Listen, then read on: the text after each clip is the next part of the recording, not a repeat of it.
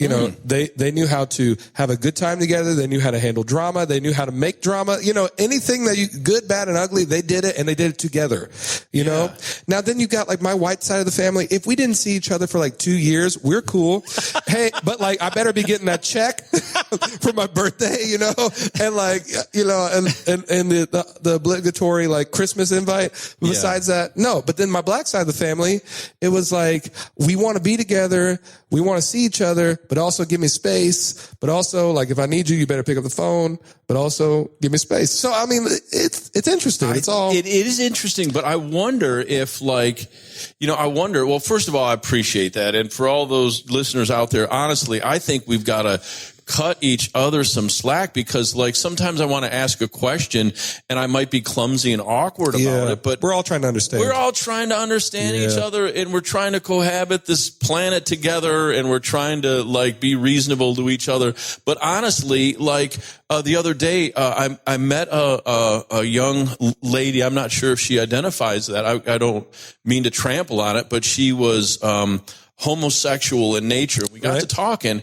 And I started off the conversation. I think it put the air back in the room. I looked at her and I said, listen, I'm sorry if I'm clumsy, but I don't know anybody like you. Do you mind if I just ask some questions? I think that's a very polite way to say it. And she was, like, really cool about it. And I said, okay, so how would you view me, like, as a Christian? You know, this is my view. And, you know, I asked her some things, and then graciously she's like, well, I want to ask you some questions. And it really wasn't contentious. That sounds really healthy. It sounded like a good interchange back and forth. But at first I really felt like, I don't know, like I'm going to stumble over some terms or something like that, and didn't want to be. But I really did want to value her as a human being and give her respect as a human being.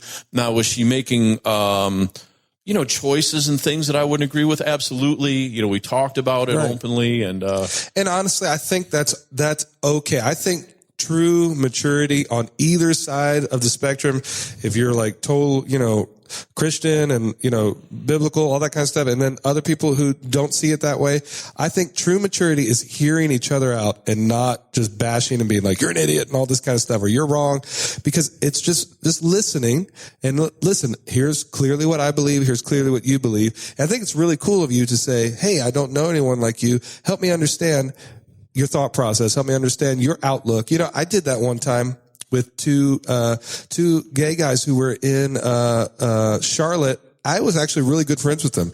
And one time I told them, I was like, you know, I'm a Christian, right?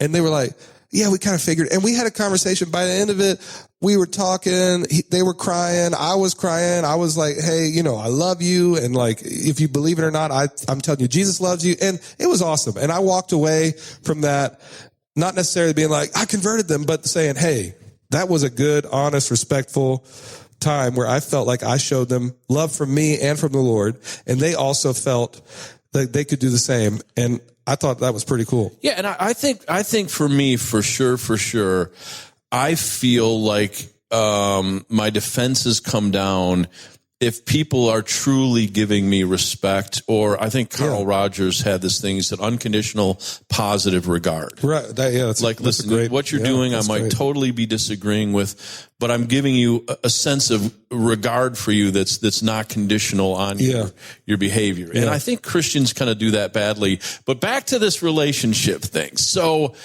for me, you know, I'm doing this trip to Africa. I love Africa. I've been in and out of Africa, many countries over the years. It seems to me that they value relationships so much more. I mean, I feel so humbled going into homes, and they're like, literally, they take the shirt off their back and give it to you. The last little bit of food that they have, they're happy to share it with you. Americans are like, I'm kind of inconvenienced if you called less than a week ahead of time that you may want to drop by at some point. Or if you take, like, a piece of the paper towel without asking, it's like, excuse me? Do you know how much I spent on those paper towels? Like, yeah, I get it. And you know, there are certain, you know, because for those of you that don't know, Dave and I live in a community, and there are literally hundreds and hundreds and hundreds of people around us all the time. And I find I can drop in, especially on, like, South Africans and people from other countries, and they don't seem to mind. If it's like the other night, you know, it was kind of late at night, I'm dropping by and I'm like, hey, I'm going to go see, you know, Sue and Bill and see how they're doing. They're so happy to see you, Yeah. But I think I would feel more awkward around.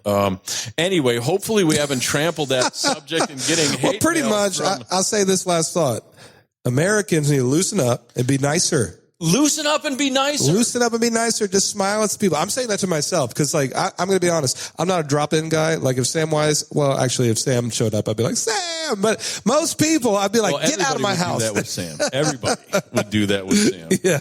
They'd welcome him in. That's right. If you only could see Samwise, you would get it. But anyway. Yeah. So I think, but back to the topic, like, does having like every show ever made in the world on my cell phone help me to be a better steward and citizen of America? Does having, thousands of friends that follow me on Twitter and Facebook, that means nothing. Is that, it's kind of cool. I really love social media. I love being able to say, hey man, what are your thoughts about this? Or I was thinking about this scripture, and then people write back and, you get favorites. I love that. But, the feeling of somebody coming to a conference and they run up to you, right? Because they think they know you through television and stuff. Right. Does that happen? It happens to me. Yes, quite often. Yes. Yeah. And it's sweet, but it's not real. You know what yes. I mean? And so I think you're making a really valid point. There's not a lot of value in that interchange of relationship because it's very shallow. But it's well intended. It's a good shallow. Yeah, it's well intended. Yeah. But you can feel like you know this person because you follow them on social media. You see them on TV. You do all this kind of thing. But like, is there a real relationship there? And it shows you the real power of that. Like, we can even do that with people who are our local friends. Yes. Isn't that crazy? You see them every day, but you don't say hi to them, but you like their picture. That's wild. Yeah, that is wild. That's wild. And, ladies and gentlemen, viewers from around the world, we never said that we were going to give you any answers on this. We're just pontificating. We're trying to ask the right questions, but we didn't say we were going to give you any answers. But I'll throw one out to you. I think Ben Franklin said, "Dost thou savor life? Then don't squander time, for it's the stuff life is made of." Yeah. It's the little bite-sized compartments that make up a life. And I think if you're looking at life like quarters, if you're looking at quarters like ours, spend some of those quarters in just hanging out with your kids or your family, or just being intentional about, look at somebody in church and say, hey, would you like to go out for coffee on me, Starbucks? I don't think there's a human being that turns you down for free Starbucks coffee, right? Yeah, not many. I mean, New Yorkers, we'd probably say, hey, can I have the money instead? Right. Can I have the money instead and you stop talking to me, please? Thank you. But, I think be intentionally, because, when I'm thinking about like hours like quarters or time like money, it helps me to say, oh, where am I spending this? Right, yeah. Because that's the phrase we use, right? Because you can't get it back. You spent that time doing something. And I think if anything, if we can give you any advice out there, please take some time, spend some time. Those kids are never going to be this young. That wife is never going to be, I shouldn't say that. Yeah, I was like, whoa, walk it back there. Sam, you should have anticipated and cut the mic out. You have the time that you have right now to spend it with those people around you, to invest those hours. It's just a good thing to build that. And, I think I want to do a shout out. Please like, share. Yes. I don't even know the terms. What do you do with the podcast? You like, you share, you comment. Well, comment. You tweet. You Insta, you Facebook. We cover this every time. Just do it. Just share. Why doesn't Sam Wise give us a list of things that flash up? I don't know.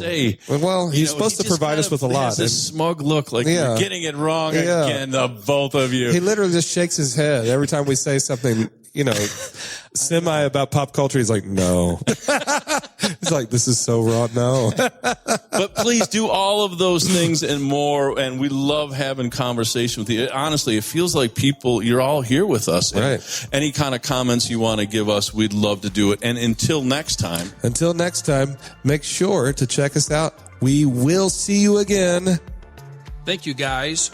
David and Dave are David Vallier and Dave Yarnes of Morningstar Ministries. If you would like to know more about Morningstar Ministries, please visit their website at www.morningstarministries.org. Join us next time when we continue with the next edition of Drive Time with David and Dave. For David and Dave and their studio team at Morningstar Ministries, this is Chuck Christie saying thanks for lightening up with us. Psalm 2 verse 4 starts out, "For he who sits in the heavens laughs." Tune in again next time and laugh with us. Until then, remember to share, tweet, Insta, Snap, and look us up on Apple and Google Podcasts, Spreaker.com, iHeart, Spotify, and SoundCloud, and many other podcast portals. Make it a great week.